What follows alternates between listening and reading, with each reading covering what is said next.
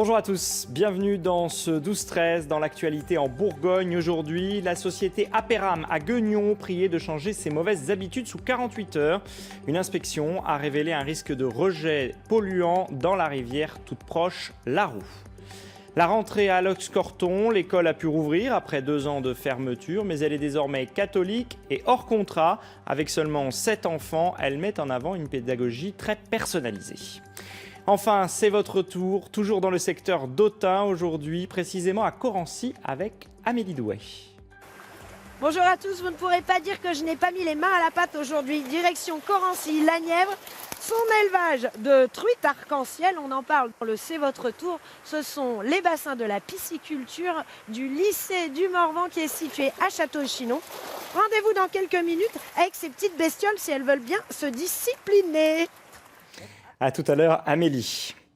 C'est donc une décision assez rare. La préfecture de Saône-et-Loire a mis en demeure la société Aperam à Gueugnon en cause de multiples infractions au code de l'environnement. La rivière Laroue, qui est toute proche, a régulièrement fait l'objet de rejets de polluants. Explication de Damien Boutillet et Anthony Borloo. En apparence, le site Aperam de Gueugnon est une usine modèle. Mais l'envers du décor est beaucoup plus inquiétant. La préfecture de Saône-et-Loire vient de mettre en demeure la société car elle ne respecte pas le code de l'environnement. De multiples infractions ont été relevées, comme en avril de cette année, où sur ces images que nous nous sommes procurées, des bassins de rétention censés retenir les déchets industriels sont submergés par une crue. La structure déborde et écoule ses polluants dans la rivière toute proche. Une situation que les syndicats du site ont souvent dénoncée à leur direction et aux autorités. C'est pas une surprise, non, puisque les rejets, ça fait 10 ans qu'on leur dit qu'ils sont à curer, donc à nettoyer.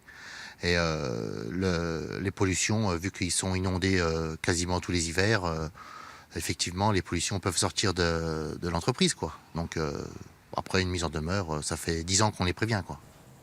S'affranchir des règles du respect de l'environnement semble être une habitude sur le site de Gueugnon. En juillet dernier, les inspecteurs des services de l'État en ont fait l'amer constat.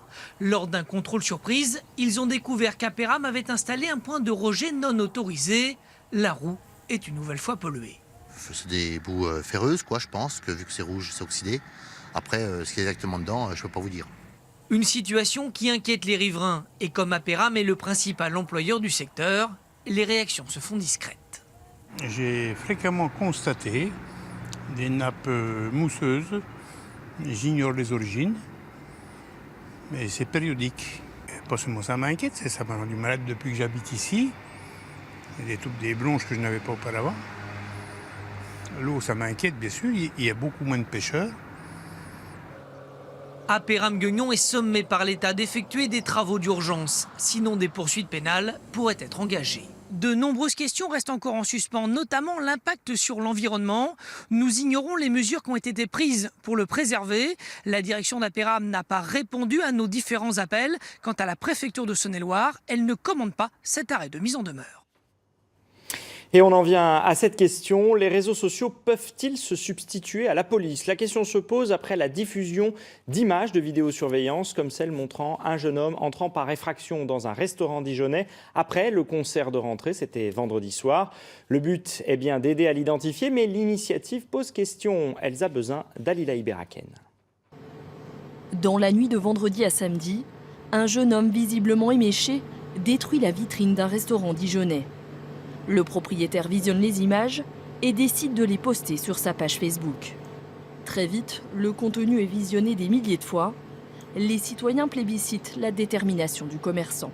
Dans la mesure où les gens font des actions qui sont préjudiciables, il ne faut pas qu'ils s'étonnent à un moment ou à un autre qu'il y ait des gens qui les mettent en ligne. Je veux dire, on prend ses responsabilités quand on fait des choses qui sont répréhensibles. La civilité, ça commence à bien faire. Donc maintenant, si le commerçant fait ça, c'est qu'il ne se sent pas protégé, il a tout à fait raison. Ça fait réfléchir ceux qui auraient envie de continuer.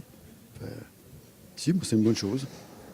Un coup de colère assumé par le restaurateur qui souhaite identifier l'auteur du méfait. J'ai décidé de publier la vidéo parce qu'on est un petit peu dans un mouvement d'excès de colère. Je veux dire, on en a marre de ces agressions gratuites. On a déjà du mal à faire tourner nos affaires. Et puis aussi, je me suis dit que par Facebook, souvent on arrive aussi à retrouver des personnes. Hein. On voit bien des gens qui cherchent des Pokémon dans la rue, alors pourquoi pas trouver des personnes qui sont recherchées. Une nouvelle forme de délation qui pose question. Les policiers dénoncent une justice sauvage et s'inquiètent à la fois des dérapages et de la perte de confiance des citoyens. Il y a un sentiment d'impunité des délinquants. Ce sentiment d'impunité, il serait facile à combattre, c'est-à-dire il faudrait que nos policiers aient plus de moyens, que la procédure pénale soit simplifiée. Alors l'initiative de ce restaurateur est-elle illégale? Difficile de répondre à cette question. Le sujet complexe divise les spécialistes. En attendant, aucun commerçant n'a à ce jour été condamné pour ce genre de pratique. La rentrée des classes, c'était hier à Lox-Corton, en Côte d'Or, un jour après les autres, pour une école pas tout à fait comme les autres. Après 2 ans de fermeture, elle a pu rouvrir, mais elle est désormais privée et son nom annonce la couleur, l'école bourguignonne de la Sainte-Enfance. Anne Berger et Damien Rabézen ont suivi la rentrée. Des enfants qui reprennent le chemin de l'école, à Alost-Corton, personne n'y pensait plus. Et pourtant, ce mardi matin, ils étaient 7 à être accueillis à nouveau dans des locaux que plusieurs connaissent déjà. Ils y ont été scolarisés en maternelle avant la fermeture. Tu vas nous le dire maintenant, l'alphabet, Francesco. Une pédagogie recentrée sur les fondamentaux et individualisée. C'est l'objectif de l'école bourguignonne de la Sainte-Enfance. Catholique hors contrat, cette nouvelle structure qui ne vit que de dons a été créée à l'initiative d'un groupe de parents. Il y a la possibilité de monter une école par nous-mêmes et du coup de favoriser certaines conditions. Donc on s'est donné cette chance de le faire. Et dans cette petite commune viticole, la nouvelle école libre s'est surtout installée avec la bénédiction du maire et de son conseil municipal. C'est l'association qui est venue et qui nous a demandé si on n'avait pas un local pour leur école. Alors nous, notre école venait de fermer et c'était un quasi-consensus.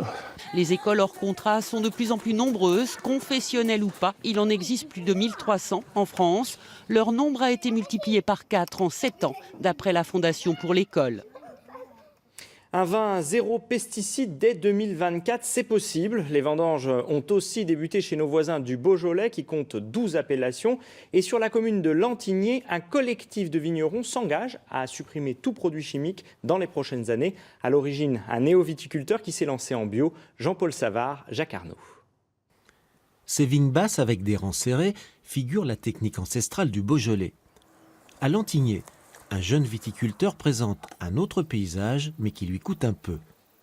Frédéric Vergne a supprimé une rangée sur 2 pour les aérer et pouvoir les désherber avec un tracteur, plutôt que de déverser des produits chimiques. Il déclare avoir fait ce choix pour préserver sa santé, celle de ses enfants et des consommateurs.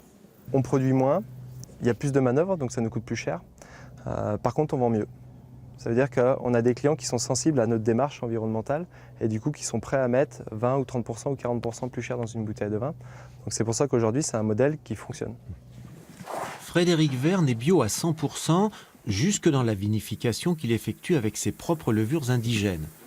Sans aller jusque-là, 29 des 35 vignerons de Lantigné ont choisi de le suivre dans sa démarche et de renoncer à tout produit phytosanitaire d'ici 2023.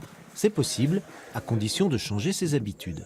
Il y a des choses à mettre en place, il y a tout un travail à réfléchir et à transformer, mais je ne pense pas que ce soit un travail qui soit beaucoup plus dur ou qui soit avec des contraintes trop importantes.